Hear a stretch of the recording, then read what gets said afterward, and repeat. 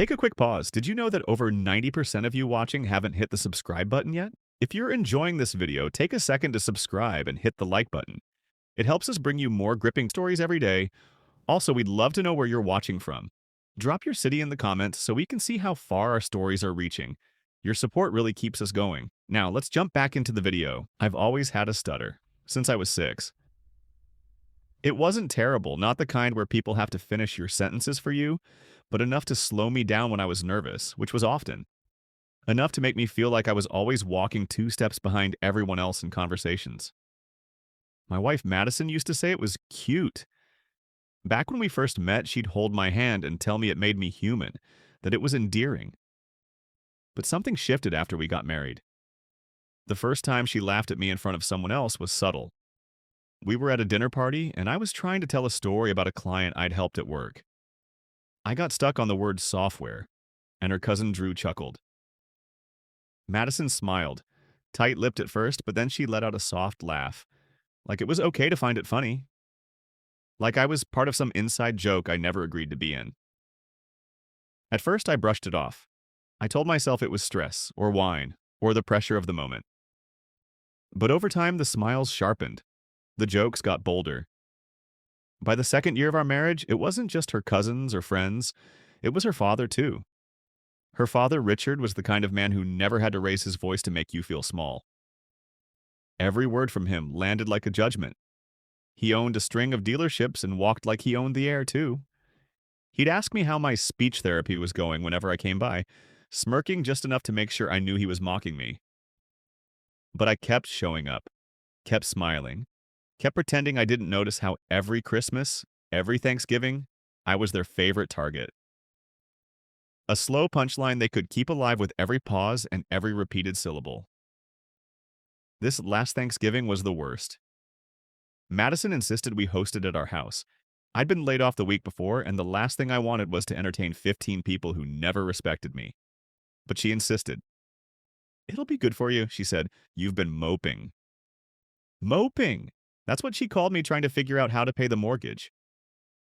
By noon, the house smelled like roasted turkey and burnt pride. I was refilling drinks when I overheard Madison in the kitchen, talking to her sister on speakerphone. "He still does that thing with his mouth when he's nervous. God, it's like dating a broken record. I don't even hear him half the time. I just nod like he's a kid who drew something." They laughed. Loud. Careless. Like I wasn't just on the other side of the door, like I wasn't worth the effort of discretion. I froze. I stood there holding 2 glasses of wine, hands trembling just enough to spill a few drops onto my shirt. I didn't go in. I didn't say anything.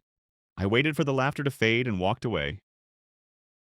That night, I stayed awake long after the house was quiet.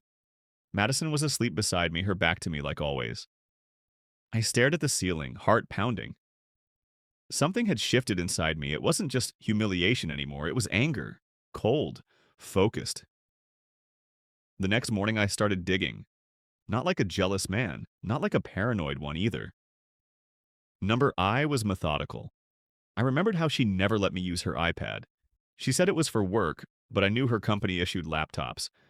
That alone didn't mean anything, but now I was looking for things I used to ignore. She left it charging in the office one night when she was out for dinner with her dad and his business partner, Calvin. Calvin had been around a lot lately. He was younger than Richard, maybe mid-40s, always smelled like cologne and money. I always thought he looked at Madison too long. I knew the passcode to her iPad. She never thought I'd remember. But I did. It didn't take long. There were messages, hundreds of them. Calvin and Madison, months worth. Pictures, flirty jokes, long texts about how I couldn't handle a real woman. How I was just a placeholder. I wanted to be sick. My stomach clenched so hard I thought I'd collapse, but I didn't cry. Not yet. Then I found the videos. There were 5 of them, all recorded at family events, secret angles. One was from last Thanksgiving, me trying to make a toast, stumbling on grateful. You could hear laughter. Madison's voice, loudest of all. In one video, Richard actually mimicked me. Repeated my words back with an exaggerated stutter while everyone laughed. Even Calvin was there. He laughed too, slapping the table like it was the funniest thing he'd ever seen. something inside me snapped, but not like I expected. I didn't scream. I didn't throw the iPad or punch a hole in the wall. I watched every second. Saved it all. I backed everything up to a secure drive. I started recording things myself. Every conversation, every interaction. I became someone else. I played dumb for days. Pretended everything was normal. I smiled. I cooked. I even told her I was doing better and thinking of starting a consulting gig. The night before Christmas Eve, I made a separate folder, labeled it Memories. Inside were all the videos, the texts, even the audio recordings I'd made of Madison talking in her sleep, mentioning Calvin. I also hired a lawyer, quietly, paid from an account she didn't know I had. I wasn't sure what I was going to do yet, but I knew this. I wasn't going to be the joke anymore. Christmas came like a mask. The house lit up in gold and red. Madison played the perfect hostess again. Her father arrived with Calvin. I watched them like a scientist watching lab rats. Smiling, observing, waiting.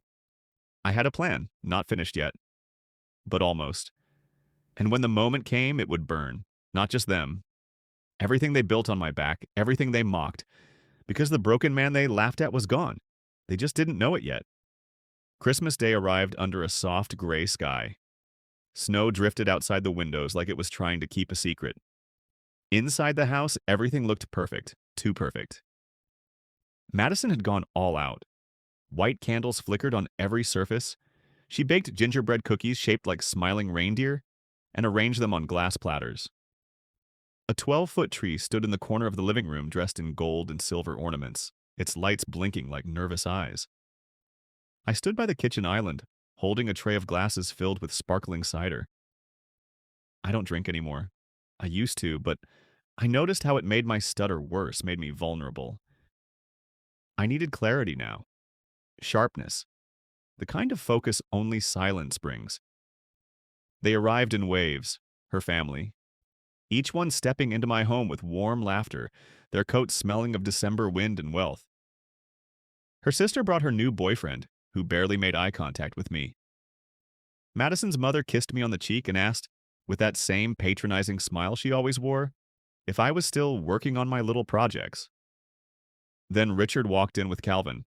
I felt my spine tighten like a pulled wire. Calvin smiled at me with the ease of someone who thinks they've won. He looked like the kind of man who never had to fight for anything in his life. He wore a charcoal wool coat, expensive shoes, and cologne so strong it filled the room a few seconds after he entered. Madison greeted him like they were old friends. Too warm, too casual, but subtle enough that no one else would have thought twice. Unless, of course, they had read every message between them, had watched them flirt and plan weekends at conferences, had seen the private folder full of selfies he sent her from hotel bathrooms. I served cider, made small talk, smiled. I even stuttered a little on purpose. It was strange, pretending to be the version of me they all expected. Broken, slow, powerless. I told myself, not yet, not here, not until everything was exactly where I needed it. The fireplace crackled behind us. Laughter floated through the house. Madison turned on the stereo, playing soft jazz, and began slicing the ham. I helped her carry dishes to the table, pretending not to notice how her fingers lingered on Calvin's arm when she passed him a glass. I pretended not to see the look Richard gave Calvin, approving, smug. Dinner stretched on. Toasts were made. Her uncle told the same story he always told about how he once played poker with someone who looked like a famous actor. Madison rolled her eyes. Calvin laughed. Every so often she looked at me, more like checked on me, making sure I was still that same man. Quiet, contained, gullible. But I wasn't. That night, after everyone had gone and the house was still, I sat alone in the office. Madison had gone upstairs early, said she had a headache, probably from faking the whole evening. I pulled up the folder again. The text had gotten more reckless lately. She wasn't even hiding the hotel bills anymore. I had a copy of one, $427 for one night. Candlelight dinner, room service. All charged to her business card. The videos haunted me more than anything. Not just the mockery, but the glee in their faces. Like hurting me was entertainment. Like I was an inconvenience they tolerated only because I made their lives easier. until now. The next day, I started planting seeds. I printed one photo, just one. A blurry still from the Thanksgiving video where Richard was mimicking my stutter while Calvin and Madison laughed in the background. I put it in an envelope. No return address, just a sticky note. You look so proud here. I mailed it to Richard's office. I sent another one of the messages between Calvin and Madison, to Madison's boss. Just enough to raise suspicion. I knew her company had a zero-tolerance policy about inter-office relationships, especially ones that crossed into client boundaries. I sent a different kind of message to Calvin's wife. Yes, he was married. He wore his ring only sometimes, and Madison always claimed it was a business arrangement. I found her number. I sent her everything, every word, every picture. And then I waited. By New Year's Eve, the cracks started to show. Madison was quieter. She kept checking her phone like she was waiting for something to explode. Calvin hadn't been by. Not once. Richard called twice in one night. Once to Madison, then to her mother. She took the call in the garage. I watched her through the security camera. She was pacing, nervous, angry. It wasn't enough. Not yet. I needed more. I booked a consultation with a private investigator. Not to follow Madison, no, I already knew everything. I wanted him to look into Richard's business, the dealerships, the taxes, the offshore accounts. I knew Richard hid money. He bragged about it at dinner parties when he drank too much. I just needed evidence, something hard, something real. While the investigator worked, I filed for divorce, quietly. My lawyer was ruthless. We drafted everything. Asset divisions, spousal conduct clauses, clauses for defamation, clauses for emotional cruelty. I had evidence, I had receipts. I had a case that would not only protect me, but bury them if they fought back. On the surface, I was still the same man. I kissed Madison goodbye every morning. I made her coffee. I even asked her how her work was going. She looked at me differently now. Confused, like she couldn't tell what game I was playing. And that terrified her. One evening, about 2 weeks into January, she asked me, "Are you okay?" I nodded. I'm fine. She studied me for a long moment. "You seem different." I smiled. "Maybe I'm just finally feeling like myself."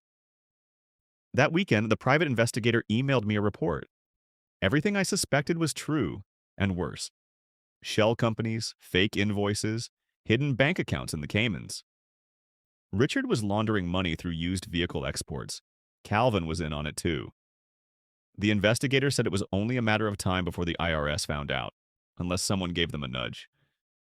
I gave them that nudge, anonymously, of course. The dominoes were lining up, one by one, and I was the one who would flick the first. But before I did, I needed to confront Madison. One last time. Not in anger, not with yelling or accusations. Number, I wanted her to see who I really was now. I wanted her to know what she lost. The night before I planned to leave for good, I set up the living room. I put her iPad on the coffee table, connected to the TV. I queued up the videos, the texts, the audio, the footage from our home security camera, the one she didn't know had a microphone. She came home late, said she'd been at yoga. I knew she hadn't. I told her I had something to show her. She looked at me with that weary, tired expression, the one she used when she was about to pretend to care. I pressed play. The room filled with her voice, her laughter, the words she used when she thought I'd never hear them. Her face drained of color. I didn't yell. I didn't speak. I just let it all play. When it ended, I looked at her, really looked at her, and said, I'm done. Don't get to hurt me anymore. She started to cry. Apologies, excuses, none of it mattered. I handed her the divorce papers, told her she had until Monday to sign. I told her about the evidence, about the lawyer, about the consequences if she tried to fight. She collapsed into a chair, silent now. The mask had finally fallen. I walked upstairs, packed a bag, and left. Not broken, not ashamed, but free. And the storm I left behind? It was just beginning. The air outside was cold enough to bite, but it felt cleaner somehow. Sharper, more honest. I checked into a modest but quiet hotel across town, overlooking the river. The curtains were stiff and the carpet had seen better years, but I didn't care. For the first time in years, I had a space that felt mine. No one mocked my voice here. No one tiptoed around me like I was defective. There was just silence and peace. Madison didn't call the next day. She didn't text either. I imagined her sitting in the house watching the walls close in. I had left the divorce papers on the dining table along with a list of what I knew. She wouldn't fight. She didn't dare. The way I'd framed everything, so calm, so methodical, made it clear that I had already won. But it wasn't about winning anymore, it was about ending the game. I spent that week meeting with my lawyer to finalize the legal filings. He was impressed by how much documentation I'd gathered. "You built this case like a man planning for war," he said, flipping through the folders. "You sure you don't want to go after more than just divorce?" I thought about it, about revenge, about burning everything down. But I shook my head. I want to walk away clean. I want her to feel it, not through scandal, through loss. He nodded, satisfied. "You're already ahead." Meanwhile, the fallout had begun elsewhere. News of Calvin's suspension hit the company intranet 3 days after I made the anonymous complaint. His wife filed for divorce. I heard through mutual acquaintances that she had shown up to his office, packed his belongings into a box, and dumped them in the lobby. Richard's situation unfolded more slowly, but far more dramatically. The IRS investigation picked up steam thanks to the dossier I'd delivered anonymously. Shell companies were being audited. His name was being whispered in the kind of circles that destroy reputations. I kept track of it all without fanfare, watching as the people who once mocked me struggled to keep their foundations from crumbling. Madison tried to regain control in small, desperate ways. She sent a short text 2 weeks after I left. "Can we talk?" I didn't reply. I wanted her to sit in the silence I'd lived in for so long. A silence filled with shame, doubt, and slow-burning grief. A week later, she emailed, "I made mistakes. I let other people influence me. I'm sorry. I miss you. I know I don't deserve forgiveness, but I needed to say it." Still, I said nothing. What could I say? That her cruelty carved a hole in me that used to hold my sense of self?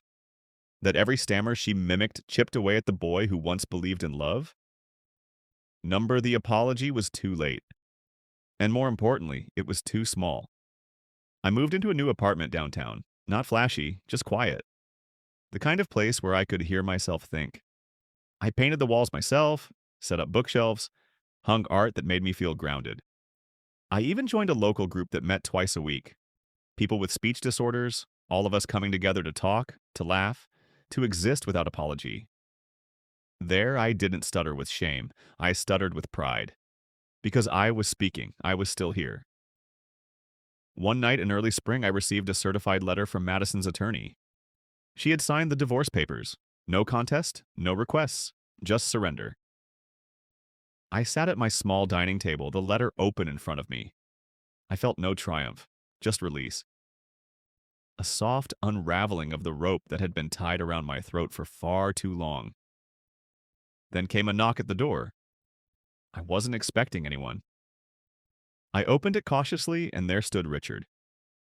His face was pale, thinner than I remembered. His suit, though tailored, hung off his shoulders. He didn't look powerful anymore. He looked desperate.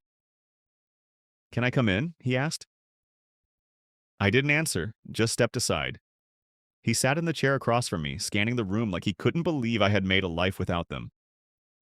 "I know what you did," he said after a long pause. I said nothing. Let him sit in his own fear. "You sent those files. To the IRS, the photos, the texts, the reports?" I nodded once, his jaw clenched. "You've ruined everything. My business, my reputation, my daughter." I finally spoke calmly. Didn't ruin anything. You did that yourself. I just opened the window." He stared at me for a long time. Then he asked the question I'd been waiting for. "Why?" And for the first time, I let it all out. "Because you sat there and watched them mock me. Because you laughed. Because you raised her to believe that people like me are J-jokes. because every time I gave her my heart, she handed it to you for deep dissection. And you didn't just let it happen, you encouraged it. He lowered his gaze. I leaned forward, quiet but firm. I could have gone public. I could have destroyed all of you, but I didn't. I wanted something better. I wanted to see who you all became when the smoke cleared. He said nothing. Then I added, I hope it was worth it. He left without another word, and I never saw him again. In the months that followed, life moved on. Madison sold the house, moved out of state. Calvin lost his job. His license to practice financial management was suspended. Richard faced steep fines, and his empire, built on ego and fraud, cracked beneath him like thin ice under too much weight. As for me, I flourished. I started writing again, slowly, carefully. I told my story, not in bitterness, but in truth. I gave it to a small publisher under a pen name. They called it A Quiet Rebellion. It wasn't a bestseller, but it reached the people it needed to. I got letters from readers who said they'd never seen someone like them in a story before. And one day, during a reading at a bookstore, a woman approached me after the event. She had soft eyes and a patient smile. She told me her younger brother had a stutter. She thanked me for how I spoke, not just in words, but in strength. We had coffee a week later, then dinner, then more. It was slow, gentle, honest. And for the first time in my life, I didn't feel like I was trying to keep up in someone else's story. I was writing my own. Because revenge doesn't always come with fire and fury. Sometimes it comes in quiet victories, in walking away with your soul intact, in reclaiming your voice, and in refusing to ever again let anyone make you feel small.